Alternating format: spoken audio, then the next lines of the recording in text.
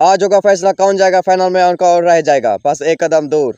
आज शाम 7 बजे इस्लामाबाद यूनाइटेड का मुकाबला हैदराबाद किंग्समैन एलिमिनेटर 2 जो जीतेगा सीधा फाइनल। और हाँ, इंतजार कर रही है वहाँ पिशावर ज़ल्मी, एक ऐसी टीम जिसका जुल्म अब तक किसी ने नहीं रोका।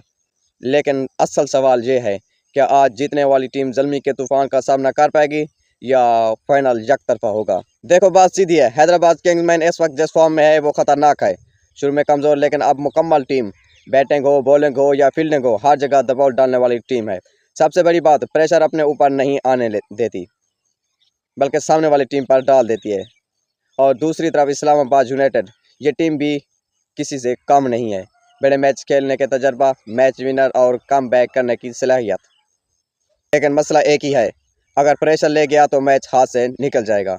याद रखो, जो पावर प्ले जीत गया वो मैच जीत गया, जो प्रेशर बर्दाश्त करेगा वही फाइनल खेलेगा। अब बातें हैं असल टक्कर पर। अगर हैदराबाद वही फॉर्म जारी रखी तो पलड़ा उसका भारी हो सकता है, लेकिन अगर इस्लामाबाद शुरू में झटका दे दिया तो गेम पलट सकती है और फिर फाइनल होगा पिशावर ज़ल्मी वर्सेस आज की फातिया टीम।